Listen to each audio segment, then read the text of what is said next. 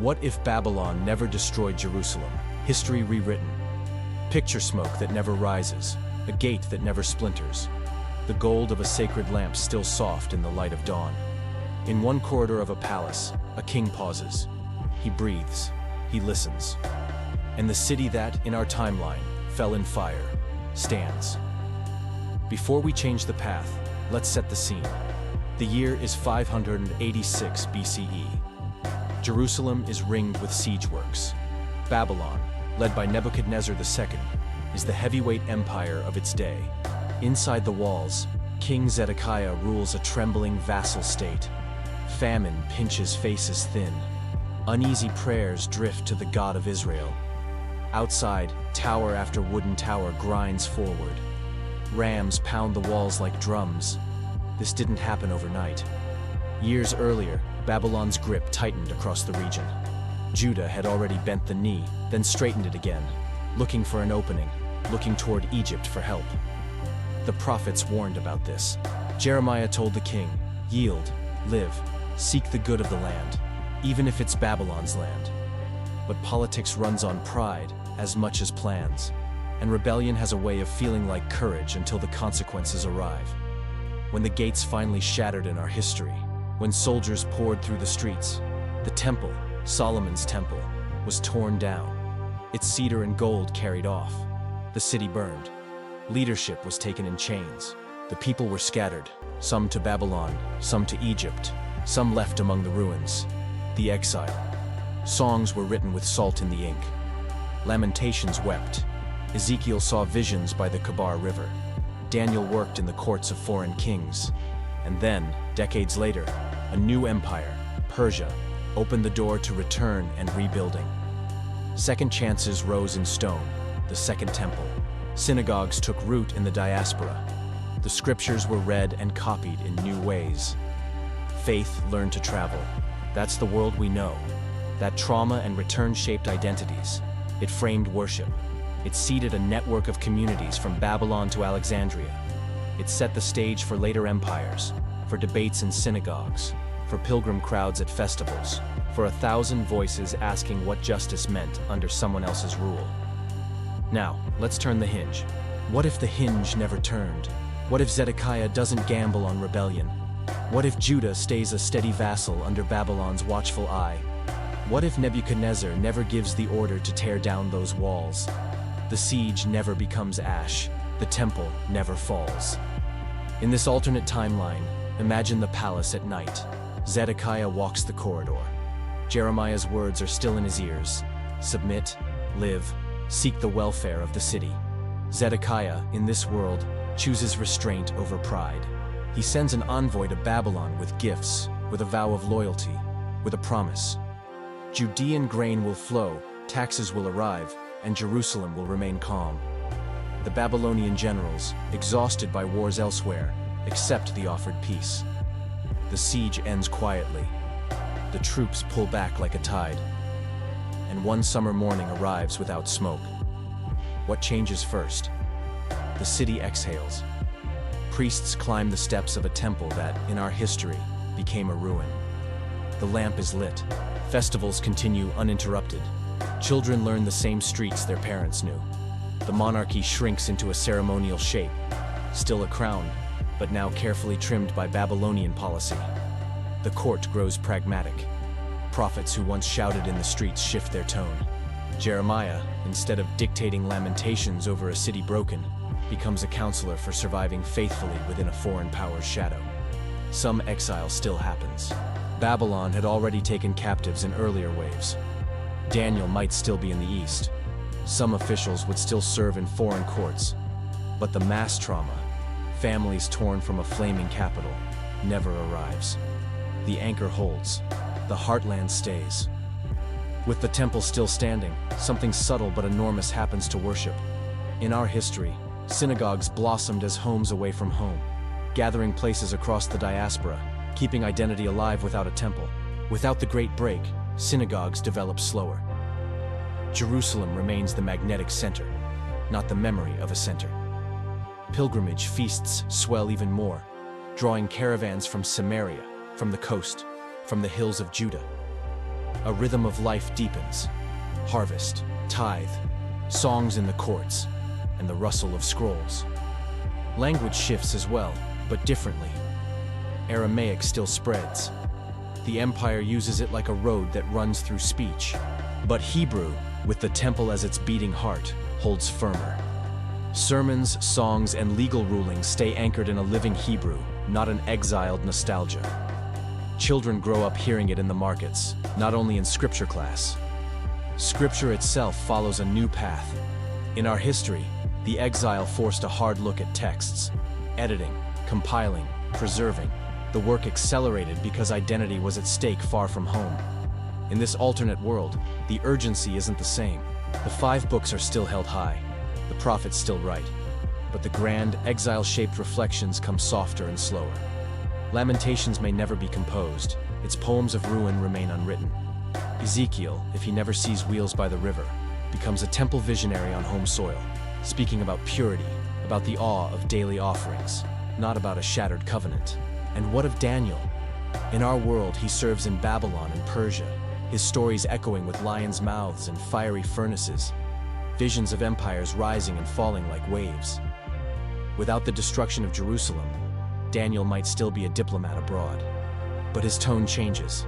Instead of exile perseverance stories that comfort the uprooted, we hear statecraft tales, how a Judean official navigates empire without losing his soul, while his homeland remains intact.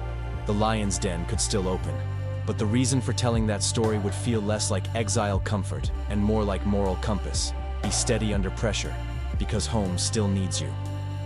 Under Persia, another fork appears. In our timeline, Cyrus the Great's decree allowed return and rebuilding. With no ruins to rebuild, the policy toward Judah is simpler. Keep the temple state stable and loyal. Persian administrators tally tithes and grain, and Jerusalem becomes a reliable pin on the imperial map. A province with a beat, not a wound. The region called Yehud is calm, a small, devout partner in a big machine. Without a mass diaspora, something big does not happen, at least not yet. The Greek translation of the scriptures, the Septuagint, flourishes later in history because Greek-speaking Jews in Alexandria needed their sacred texts in their daily tongue. But if fewer Judeans settle in Egypt, if the community remains smaller, the push to translate the entire corpus into Greek may be delayed, reduced, or take a different form. The world of Plato and Aristotle meets the world of the prophets later through fewer doorways. That ripple matters. In our history, the Septuagint becomes a bridge. Ideas cross it in both directions. Philosophers peek into monotheism. Monotheists borrow terms to speak to the wider world.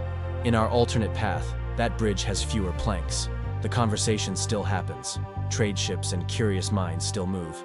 But slower, with more translators needed, with more misunderstandings along the way. Let's move into the Hellenistic age. Alexander arrives like lightning, and the map redraws itself.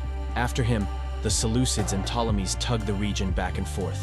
In our timeline, heavy-handed policies and cultural pressure provoked a spark remembered as the Maccabean revolt. Temple rededication, a celebration of light, a brave stand against forced assimilation. But in a world where the temple never fell to Babylon, where its sacral authority never had to be rebuilt and defended anew, the confidence of Jerusalem looks different. The priesthood has centuries of unbroken ceremony behind it. The city's identity is stubborn, but also practiced at dealing with empires. Maybe the Hellenistic rulers push, they often did. Maybe the tensions rise. But that particular blend of trauma memory and fresh insult that once ignited a rebellion might not hit the same way. The calendars still mark sacred days, but there's less fuel for sparks. The Hasmonean dynasty, which in our world rose from revolt, might never form. The region avoids a generation of civil wars. Without that, Rome may step in later, more cautiously, encountering a quieter province rather than a stage of turmoil that invites a strong-armed peace. Now listen for a quiet shift that changes the shape of late antiquity. Without a vast synagogue network across the Mediterranean, and without a widely used Greek Bible, new movements rising within Judea have fewer ready-made platforms across the diaspora. In our history, teachers, centuries later, including the apostles, walked into synagogues in city after city. They spoke to communities already trained to expect traveling voices explaining the scriptures. Ideas could spread along roads already paved by worship. In this alternate world, those roads are narrower. The center holds so strongly that the periphery is thinner. A teacher from Galilee who preaches in the temple courts finds a huge audience at home, throngs at festivals, debates under the colonnades. But when the message tries to leap into the Greek-speaking world, it finds fewer synagogues with open lecterns and less scripture already familiar in the local language. The growth is slower, more Judean for longer, more wrapped in the rhythms of a city that never burned. That doesn't erase change. It alters tempo. It keeps music in a different key.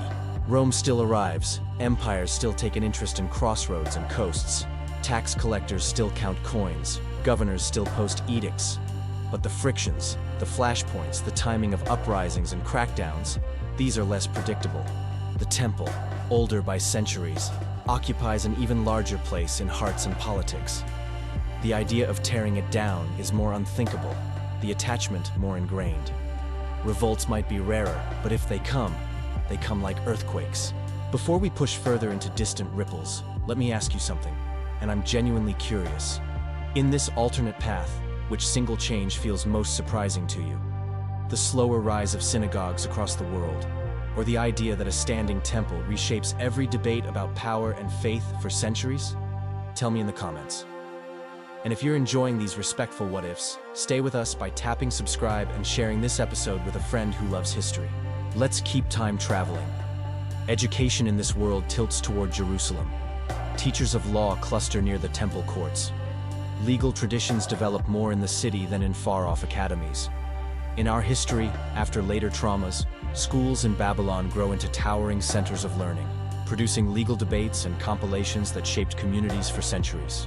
In the world where Babylon never razes Jerusalem, Babylonian academies still exist, but they do not become the gravitational center. The homeland remains the heart of interpretation. The scrolls are debated within earshot of the altar. That shifts law into a different shape. A living daily temple means ritual law remains very present. Offerings, purity, festival logistics. Practical details felt by everyone who brings a lamb or a basket of first fruits. When a sacred space is active, law keeps turning its face toward it. In our world, after the temple's destruction centuries later, law shifted to adapt, to reinvent practice for a world without altars. Here, reinvention arrives later, and in different forms. Culturally, the poetry is different. Without the piercing grief of an exiled city, songs of homeland longing thin out. In their place, you hear lyrics about stewardship, about being faithful caretakers of a living inheritance. Pilgrim songs swell with gratitude more than ache. The famous line, "How shall we sing the Lord's song in a strange land?" may be sung by fewer throats, because fewer find themselves so far from home by force. The map of monotheism shifts. Without a sweeping early diaspora, monotheistic ideas radiate outward more slowly. Some philosophers in Alexandria still meet with Judeans. Traders still swap stories in harbors. But the idea of one God, enthroned above the heavens yet attentive to the poor, spreads in ripples instead of waves. And yet, the world is never still. Empires change. Rome's eagle eventually shadows Judea. If the temple still stands with its first foundation dignity, Roman governors tread more cautiously around it, aware that an insult could crash an entire province into chaos. Maybe in some timelines that caution prevents a catastrophic war. Maybe it delays it. Maybe it's a different skirmish that ignites the worst. But the ending we know, the temple destroyed again, streets red with grief, becomes less fated and more uncertain. If a great destruction never arrives in the first century, then faith inside Jerusalem keeps orbiting a gleaming center. Movements within it argue, sing, split, and reconcile in the shadow of the same walls their ancestors knew. New interpretations arise. Some emphasize ethics over ritual, others press ritual as the backbone of identity. Debates remain internal longer. Meanwhile, in the broader Mediterranean, without a strong diaspora scaffold, new ideas find gentler slopes but fewer bridges. When they finally cross, they arrive differently, more translated, more transformed by the time they reach far-off shores. And beyond the Mediterranean? Centuries later, a new monotheistic faith rises on the sands of Arabia. Its story will still meet Jerusalem, still look toward the plateau where history speaks from stones. But in our alternate world, the city it meets is older by an unbroken heartbeat. Negotiations with memory feel different. Symbols land differently. The shape of sacred geography bends just a little, and that little, over centuries, becomes a lot. This is the strange lesson of history's hinges. One decision in a corridor, one refusal to rebel, and suddenly, long centuries blink with new possibilities. A book that would have been written is never written. A psalm that would have consoled the exiled is never needed. A school that would have grown like a cedar by the canals of Babylon stays a small grove while the great forest stands on the hill. But there's another lesson in the shadows of these stones. In our real timeline, loss opened ways of resilience no one planned. Faith learned to travel, identity learned to survive fires. The synagogue became a portable sanctuary. A scattered people became a net across continents. Ideas, translated into new tongues, reached ears they never would have found otherwise. Pain gave birth to pathways. The question is not which story is better. It is what each story reveals about being human. If Jerusalem had never fallen to Babylon, the world might have known a more rooted Judea and a slower, more local diffusion of its ideas. The temple's song would have rung longer, uninterrupted. The broader world would still have changed, but the tempo, the pressure points, the very vocabulary of hope and loss, it all would have shifted. So picture it one more time. Morning in Jerusalem, 586 BCE. In a timeline we didn't live. A gate opens. Soldiers pack and march away. Somewhere, a prophet exhales and whispers a prayer of gratitude, for mercy, for wisdom, for a king who chose caution. Children chase each other through a market that will not burn. And in the temple, a priest lifts his hands. The light in the lamp trembles and steadies. A city keeps its breath. And history, rewoven by a single choice, hums a different tune. Hold that thought as you step back into our own world. Maybe the mysteries of why things broke the way they did can teach us gentleness, for ourselves, for our ancestors, for the people around us making impossible choices. Whether the lamp stood or fell, the longing for light remains the same. And that perhaps is the thread that ties every timeline together.